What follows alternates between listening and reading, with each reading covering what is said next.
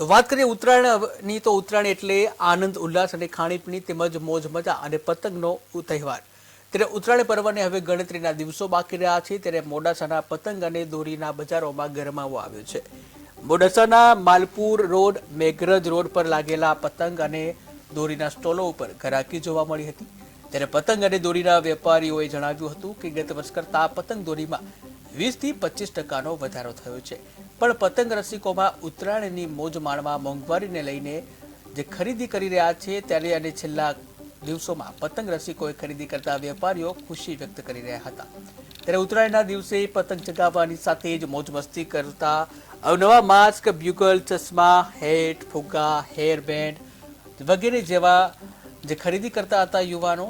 ત્યારે ભલે દોરી પતંગમાં વધારો નોંધાયો હોય પરંતુ પતંગ રસિકો પતંગ ચગાવવાથી વંચિત રહેતા નથી।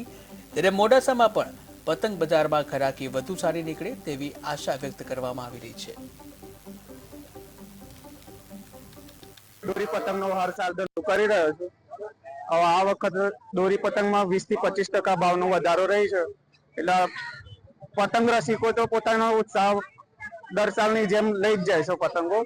દોરીમાં બી મારી જોડે અલગ અલગ નવી વેરાયટીઓ ઉપલબ્ધ છે, પતંગમાં બી એ રીતના જ નવી વેરાયટી ઉપલબ્ધ છે। આ વખતે ઉત્તરાયણના તહેવાર નિમિત્તે અમે અહીંયા દોરી પીવડાવવા અને પતંગની ખરીદી કરવા આવ્યા છીએ।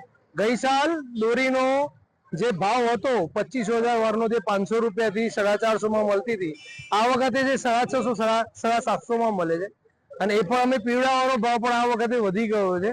અને છેલ્લા સમયે આજે એવું દેખાય છે રવિવારે કે ઉત્તરાયણની ઘરાકી ચાલુ થઈ। અત્યાર સુધી તો બજારમાં બહુ મંદી હતી, પણ કદાચ ભાવ વધારાના લીધે એટલી બધી ઘરાકી રહેશે નહીં એવું લાગી રહ્યું છે। દોરી પતંગનો હર સાલ ધંધો કરે